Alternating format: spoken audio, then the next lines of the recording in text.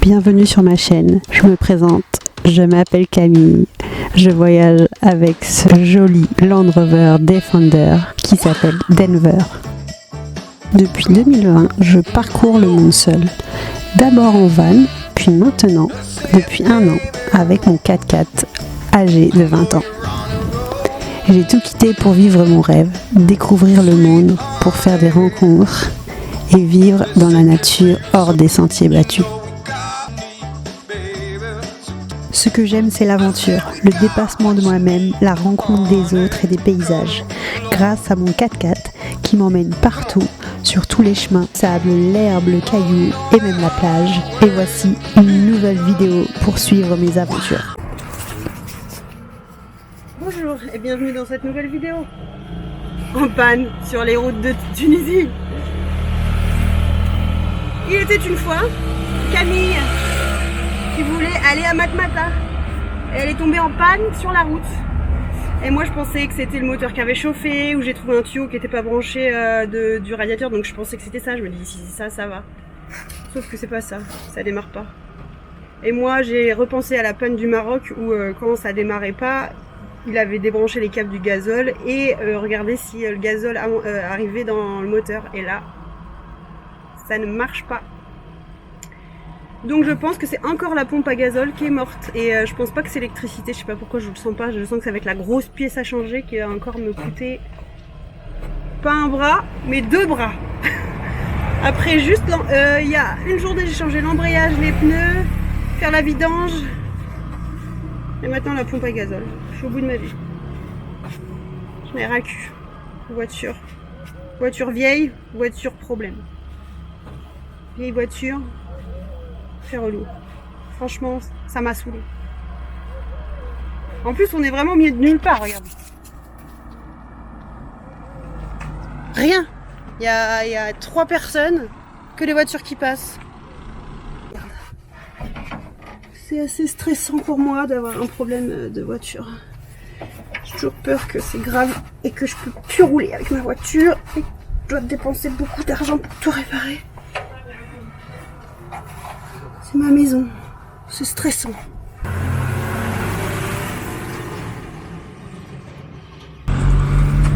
Et donc j'ai débranché ces 2 câbles là, et quand je mets le contact, il n'y a pas d'essence qui sort. Donc je pense vraiment que c'est la pompe à gazole qui est morte. Donc c'est la merde, parce que c'était vraiment un gros chantier la dernière fois de tout démonter le réservoir d'essence, etc. Voilà. Après avoir trouvé la panne moi-même, j'étais très fière d'avoir réussi à trouver pourquoi ma voiture ne voulait plus avancer. J'appelle la dépanneuse, mais ils ont mis vraiment très longtemps à arriver, donc j'ai dû attendre jusqu'à la nuit pour qu'ils me ramènent à Djerba.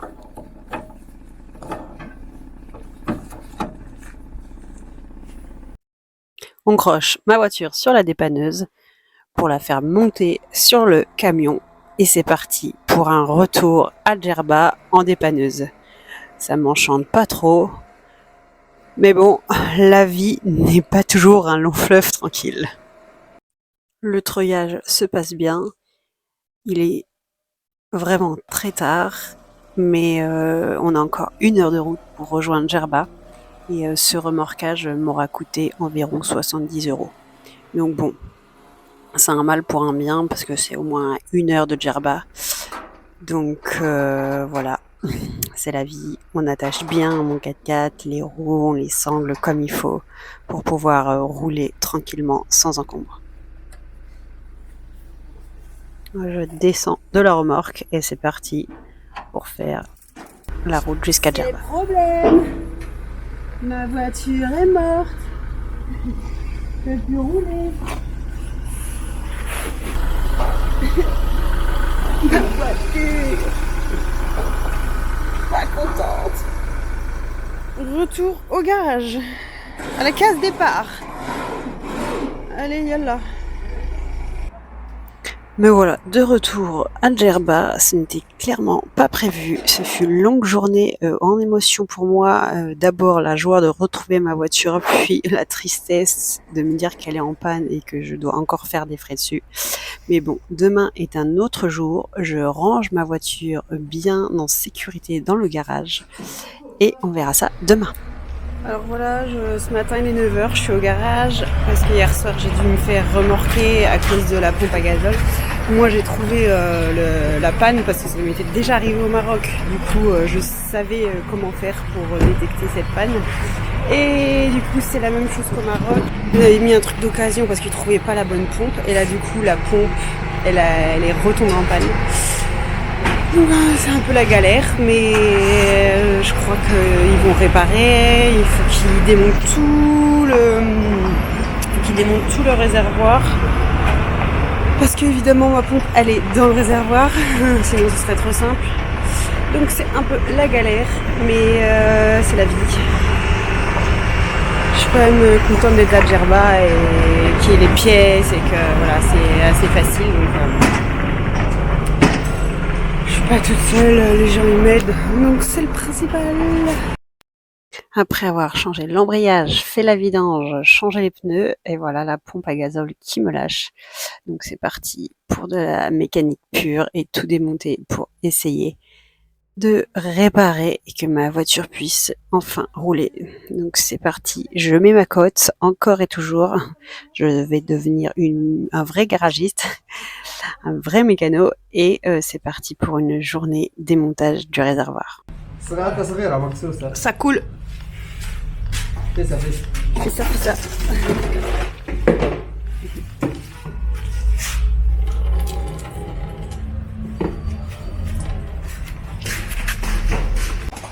C'était sûr. Ça va sentir bon toute la journée.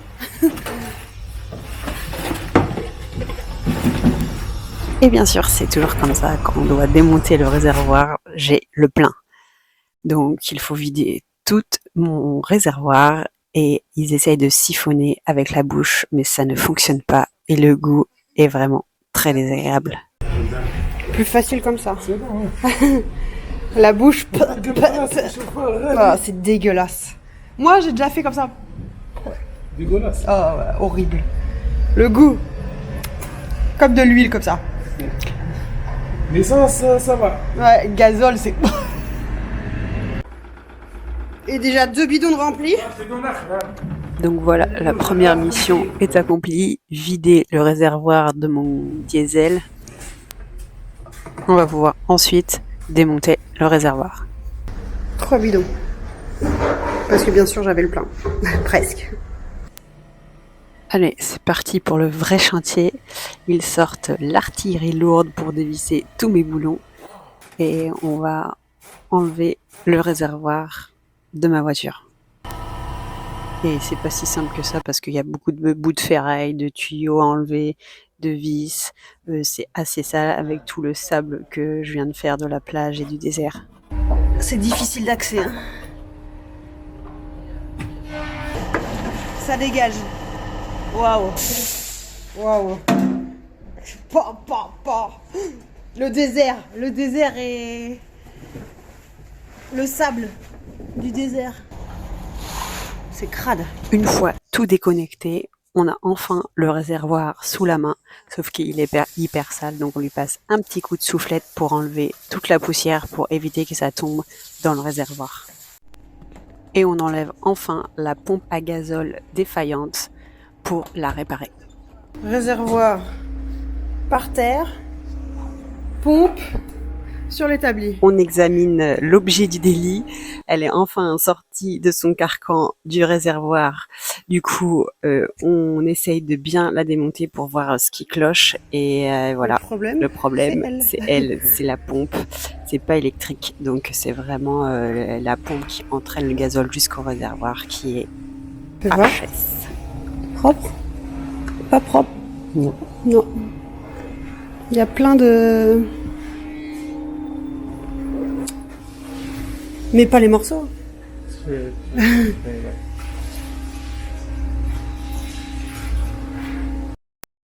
Donc voilà, maintenant je peux enfin apporter cette pièce dans un magasin pour voir s'ils en ont et je croise les doigts pour que ça soit vite et rapide et pas trop cher pour en avoir une.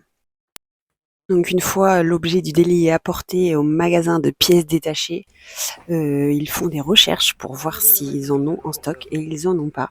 Et même dans le pays, c'est apparemment très compliqué d'avoir une pompe à gazole neuf en Tunisie. Donc ça me désespère un peu, mais je vais devoir attendre au moins 3-4 jours afin qu'ils la commandent de l'extérieur pour qu'elle puisse arriver jusqu'à Djerba pour réparer ma voiture. Alors voilà, j'ai dormi ici en attendant que ma voiture arrive. Comme elle est en panne de pompe à gazole, je dois attendre 5 jours que la pièce neuve arrive. Il y avait des pièces d'occasion, mais comme je l'ai déjà changée une fois, la pompe au Maroc, et qu'elle était d'occasion, et que je suis retombée en panne 1 an après, j'ai pas trop envie de faire ça tous les ans. Donc, qu'est-ce que je fais? J'en prends une neuve. Sauf que, comme elle est neuve, elle arrive de Malte, par avion, la douane, etc. Donc ça va être un petit peu long. Du coup, j'ai un grand appartement immense pour moi toute seule. Donc j'en profite pour faire du montage vidéo, pour avancer dans mes vidéos YouTube parce que je suis hyper en retard, comme je préfère profiter de ma vraie vie et ne pas travailler sur le montage. Mais là, comme je suis bloquée à Djerba, je vais un peu visiter bien sûr, mais je vais aussi surtout travailler. Je suis trop contente parce que le garagiste il m'a prêté une voiture. Du coup, je me sens plus libre et je me sens plus. C'est plus facile pour moi de me diriger, de conduire et tout. Donc c'est vraiment cool. Je reprends vie là. De filmer et de filmer et de conduire, c'est pas très facile, mais c'est joli.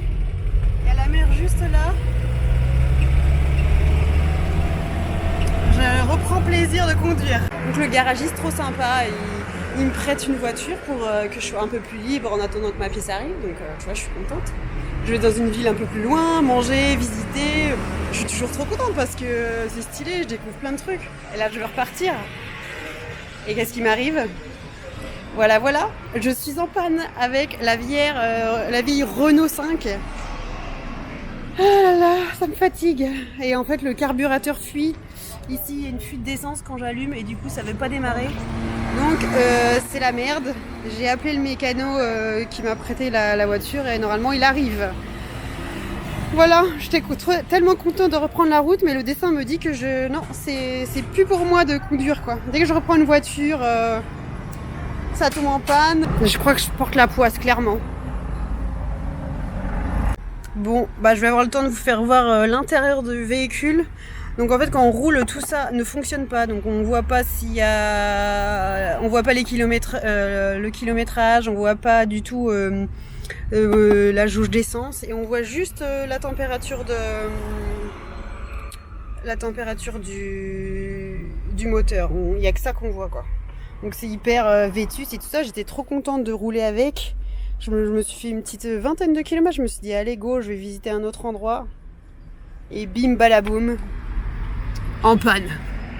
Le sort s'acharne contre moi. Toutes mes voitures tombent en panne.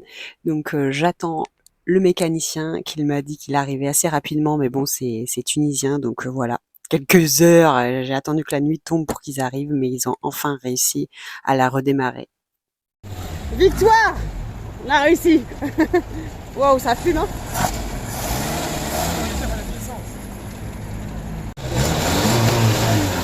Les mécaniciens de l'extrême, ils ont réussi à réparer la voiture et c'est reparti!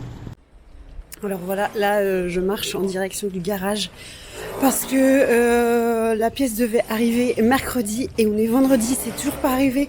Donc autant vous dire que là je suis un petit peu énervée de pas pouvoir bouger comme je veux, de pas pouvoir utiliser mon 4x4. En plus j'ai un logement donc ça me engendre des frais pour dormir.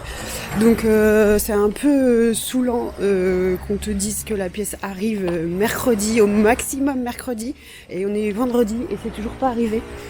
Donc là maintenant je vais un peu crier je pense, enfin je vais un peu les secouer quoi, pour dire que bah moi je vais pas prendre leur pièce et que je vais en commander une autre ailleurs, d'occasion tant pis, j'en voulais une neuve, mais pour pas que ça retombe en panne, mais je pense que si c'est pas arrivé aujourd'hui je vais prendre une d'occasion. Parce que là j'en ai marre d'attendre. Alors Bonjour madame. bonjour, Bonjour. ça dit quoi? J'en ai marre d'attendre maintenant, voilà. Nous aussi, on a marre d'attendre là. Si c'est pas arrivé, Ah, mais les gars, ne le prend pas. Toujours au réseau.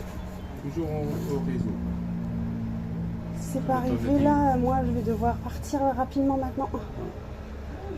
Je vais devoir acheter une d'occasion. J'ai entendu que vous avez trouvé une pièce d'occasion, donc c'est pas votre faute, vraiment. Bah ouais. Je vous rends votre argent. Ok. Partez, hein. Alors voici mon ancienne pompe, celle qui marchait plus. Donc j'en ai racheté une, on a juste changé le moteur du coup parce que j'ai attendu trop longtemps, au moins 5 jours, la pièce et ça n'est jamais arrivé. Donc du coup maintenant on a décidé de juste changer le moteur. Donc j'ai acheté ça à 180 dinars et on l'a refixé à la pompe et maintenant ils sont en train de remonter le réservoir pour être sûr que... pour être sûr, mais pour que ça fonctionne. Donc c'est reparti pour la mécanique. Donc j'espère pouvoir repartir après une semaine bloquée. Il refixe le réservoir et après je vais pouvoir repartir. On va remettre l'essence à l'intérieur et j'espère pouvoir repartir sur les routes. Et ce soir dormir dans mon camion. Évidemment j'avais presque le plein d'essence quoi. C'est toujours comme ça. Et voilà, on remet tous les sens et je compte sur ma voiture pour démarrer du premier coup. Donc c'est parti, préchauffage, allumage et enfin la délivrance. Ma voiture refonctionne.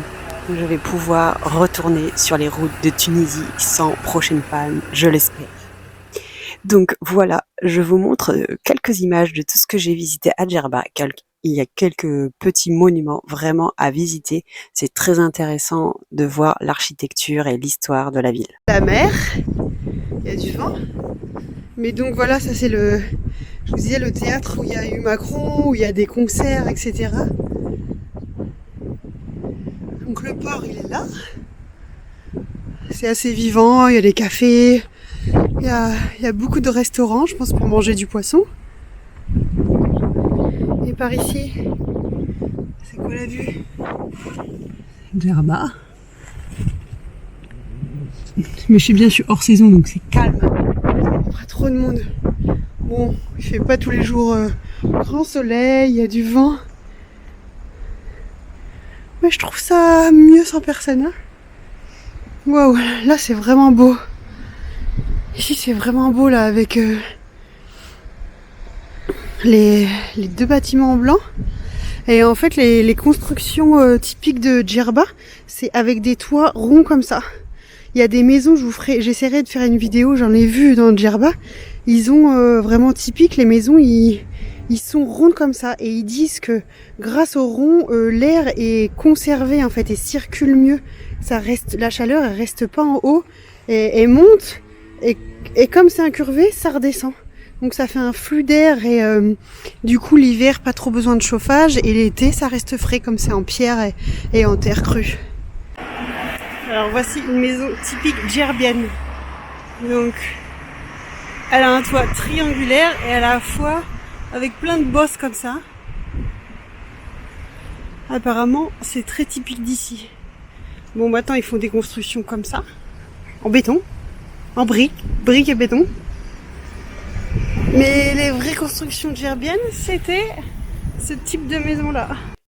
J'ai appris plus tard que ce type de maison abritait souvent des ateliers de tissage. Donc j'ai réussi à en rentrer dans une et à parler à ce monsieur qui faisait ses tapis depuis plus de 50 ans. C'est de la laine de quoi? De mouton. De mouton. Hop là. Voilà, le petit crochet pour ramasser les choses qui tombent. Oui, crochet traditionnel. Tout est traditionnel. Et voilà, ma voiture est enfin réparée. Je profite de mon dernier bivouac au bord de la mer pour contempler le coucher de soleil et rester bien connecté, car on dit jamais 203 au niveau des pannes de voiture. Je vous laisse avec ces merveilleuses images de coucher de soleil. Si vous avez aimé ma vidéo, n'oubliez pas de liker, commenter et partager. Et surtout, n'oubliez pas de réaliser vos rêves.